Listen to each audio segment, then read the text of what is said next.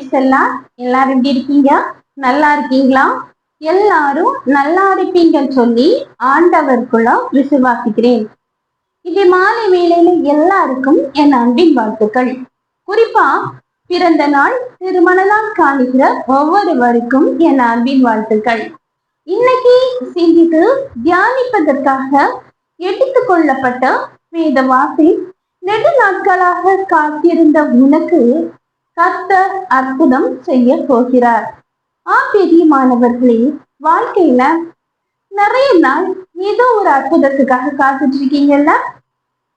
இந்த அற்புதம் நடக்குமா நடக்காதா அப்படிங்கிற ஒரு கவலையோடு கூட நீங்க அந்த காத்திருப்ப இருக்கீங்கல்ல.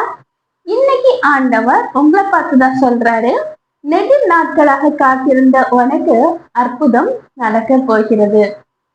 வாழ்க்கையில காத்திருந்து சோர்ந்து போய் நடக்குமா நடக்காதா அப்படின்னு சொல்லி சோர்வடைஞ்ச நிலைமையில எத்தனையோ கஷ்டங்கள் பட்டுட்டேன், எத்தனையோ வேதனைகள் பட்டுட்டேன், என் வாழ்க்கையில ஒரு அற்புதம் நடக்கணும் அப்படின்னு சொல்லி ஆசைப்படுறேன், ஆனா அந்த அற்புதங்கள் நடந்தா ரொம்ப நல்லா இருக்குமே அப்படின்னு சொல்லி எல்லாம் கவலையோடு நீங்க நிறைய டைம் என்னது மனசுக்குள்ளே வேதனை அடைகிறத ஆண்டவர் அறிகிறாரு.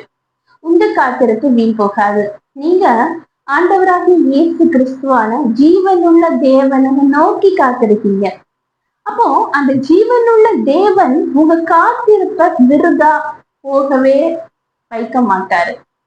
எப்பவுமே உங்க காத்திருப்புக்குள்ள பலனை ஆண்டவராகி இயேசு கிறிஸ்து தருவாரு. நிறைய பேர் என்னன்னா, சரி சிஸ்டர் நீங்க சொல்றீங்க, நான் காத்திருந்து வேஸ்டா தான் போற மாதிரி இருக்கு, என் வாழ்க்கையில எந்த ஒரு அற்புதம் நடக்கலையே அப்படின்னு சொல்லி யோசிக்கிறது உண்டு. அப்படி நிறைய கொஸ்டின்ஸ் உங்களுக்குள்ளே ஃபார்ம் ஆயிருக்கும். உண்மையா இல்லையா?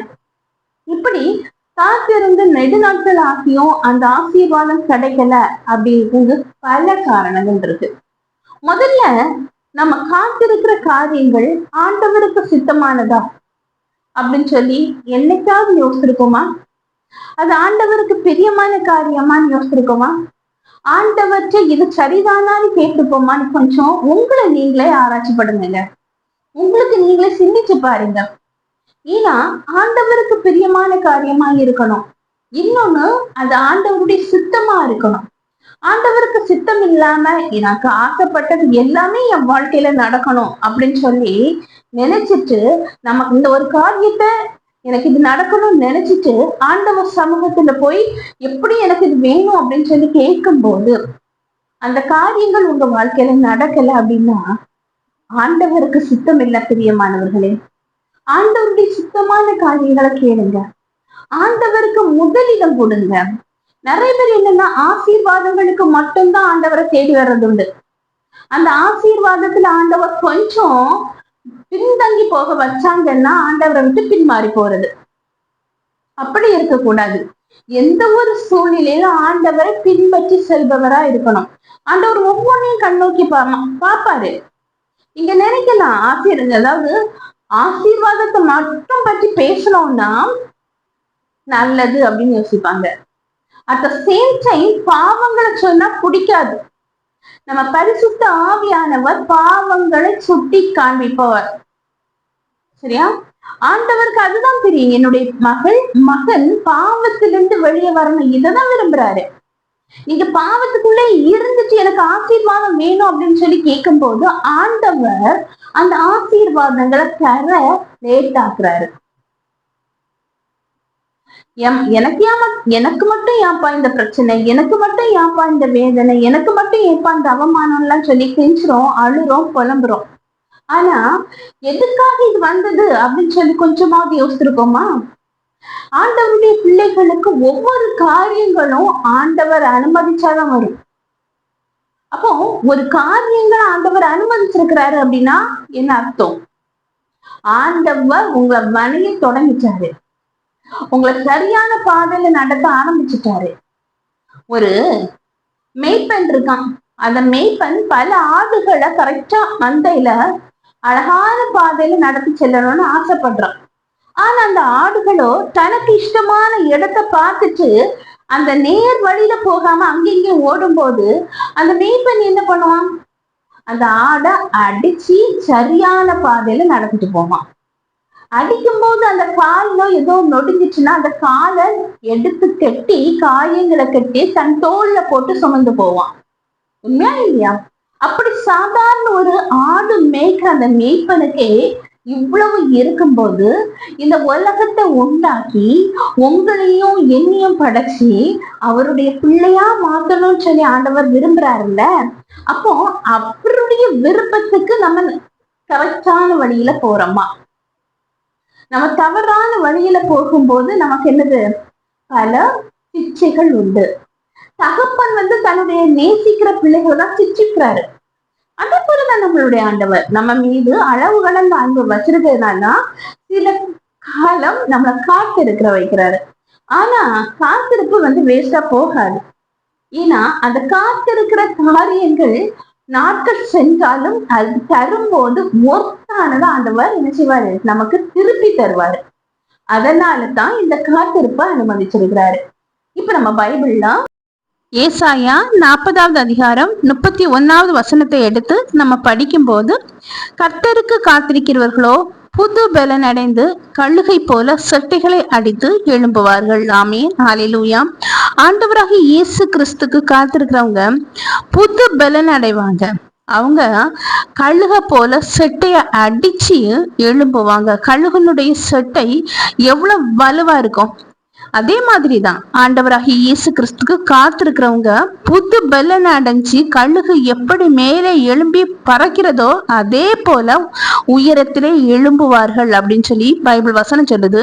நம்மள என்ன செய்வோம்னா, காத்திருக்கிற காரியம் உடனே நடக்கணும், அடுத்த செகண்டே நடக்கணும்னு சொல்லி ஆசைப்படுவோம், விரும்புவோம்.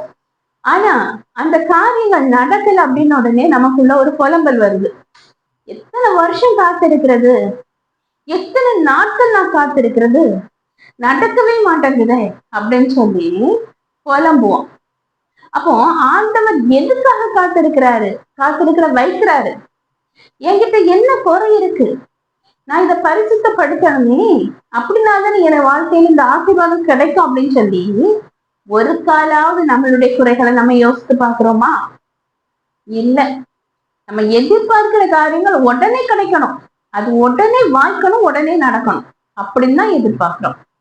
அப்போ நம்ம காரியங்கள் ஒண்ணு விரும்புறோம், அந்த காரியம் ஆண்டவருக்கு பிரியமா இருக்கா, இந்த காரியம் நமக்கு வாழ்க்கையில நடந்த ஆண்டவருக்கு சந்தோஷம் தானான்னு சொல்லி நம்ம ஒவ்வொன்றையும் ஆண்டவற்றை கேட்டு அதன்படி நம்ம வாழ்க்கைய நடத்திட்டு போனால் கண்டிப்பா நம்ம காத்து இருக்கிற காரியத்தை ஆண்டவர் கண்டிப்பா நிறைவேற்றுவாரு. அவர் வாக்கு மாறாத தேவன், வல்லமையுள்ள தேவன். அப்போ அண்ணாள் பாருங்க, கற்பத்தின் கனிக்காக காத்திருந்தாங்க, ஆண்டவரால் முடியும் சொல்லி விசுவாசிச்சாங்க. ஆண்டவர் சமூகத்துல கண்ணீர் விட்டு கதறியே அல்லது அவளுடைய மனம் கசந்து அழுறாங்க. அந்த அழுகையின் சத்தத்தை ஆண்டவர் கேட்கிறாரு, அண்ணாளுக்கு கற்பத்தின் கனியை கொடுக்கிறாரு. அப்போ அண்ணாள் ஆண்டவர் மீது அளவு கடந்த விசுவாசத்தை வச்சிருந்தாங்க. அதனாலதான் அவங்க வாழ்க்கையில அந்த அற்புதம் நடந்தது. உங்க விசுவாசமோ எப்படி இருக்கு? காத்திருக்கிறோம், கொஞ்சம் லேட்டான உடனே புலம்புறோம் இல்லையா? அப்படி புலம்புனாலே அது அவ்விசுவாசத்துக்குள்ள வந்துருது. இப்படி புலம்பல கொண்டு வர்றது யாருன்னா பிசாசு. நீங்க இப்படி புலம்புனால்தான் ஆண்டவர் அங்க கிரியை பண்ண முடியாதுன்னு அவனுக்கு கரெக்டா தெரியும். அதனாலதான் உங்க வாழ்க்கையில நீங்க ஆசைப்பட்ட காரியம், காத்திருக்கிற காரியம் நிறைவேறாமல் ஆகணும் அப்படின்னு சொல்லி அவன் விரும்புறதுனால ஆண்டவர் மீது அந்த விசுவாசத்தை குறைச்சி அவ்விசுவாசத்தை ஏற்படுத்துறான். ஏன்னா விசுவாசம் இருந்தா தானே அந்த கிரியை நடத்த முடியும் ஆண்டவர். அவ்விசுவாசம் இருந்தா அவன் நினைச்சது சாதிச்சிருவான்ல பிசாசு. அதுக்காக அவன் பக்கா பிளான் பண்ணி உங்களை கிரியை பண்றவங்க மேல. அதுக்கு நம்ம ஜாக்கிரதையா இருந்து ஆண்டவருக்கு விசுவாசத்தோடு விழிப்புணர்வோடு இருந்து நம்ம ஜெபிக்கும் போது கண்டிப்பா ஆண்டவர் சித்தமான காரியம், நம்ம காத்திருக்கிற காரியம் நம்ம வாழ்க்கையில நிறைவேறும். இப்போ சின்ன பிரேயர் பண்ணலாமா? அன்பின் பரலோக தந்தையே, அப்பா, இந்த அருமையான வேலைக்காக நன்றி ஆண்டவரே. எத்தனை பேருக்கோ கிடைக்காத நல்ல ஒரு தருணத்தை எங்களுக்கு தந்தீங்கப்பா. அந்த மேலான கிருபைக்காக நன்றி ஆண்டவரே. இப்பொழுதும் ஆண்டவரே, நெடுநாட்களாக காத்திருக்கிற காரியங்கள் வாய்க்கும் கைகூடி வரும்னு சொல்லியிருக்கீங்கப்பா. அந்த மேலான கிருபைக்காக நன்றி ஆண்டவரே. ஒவ்வொருவருடைய வாழ்க்கையில என்னென்ன காத்திருப்புக்காக, என்னென்ன ஆசீர்வாதங்களுக்காக காத்திருக்கிறாங்களோ அந்த காரியத்தை வாய்ப்பு பண்ண வேண்டும் என்று ஜெபிக்கிறேன். நீங்க அவங்க வாழ்க்கையில அற்புதத்தை செய்ய போவதற்காக நன்றி ஆண்டவரே. அதிசயம் செய்வதற்காக நன்றி. ஒவ்வொருவரையும் தாக்கி உம்முடைய கரத்திலே ஒப்படைக்கிறேன். நீங்க பொறுப்படுத்தி வழி நடத்தி செல்லுங்க.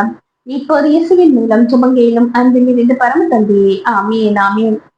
கர்த்தர் உங்க ஜெபத்தை கேட்டிருக்கிறாரு. கண்டிப்பா உங்க வாழ்க்கையில நீங்க காத்திருக்கிற காரியத்துல அற்புதத்தை காண போறீங்க. கர்த்தர் தாமே இவ்வார்த்தைகளை ஆசீர்வதிப்பாராக. ஆமீன் ஆமீன். ஹல்லேலூயா.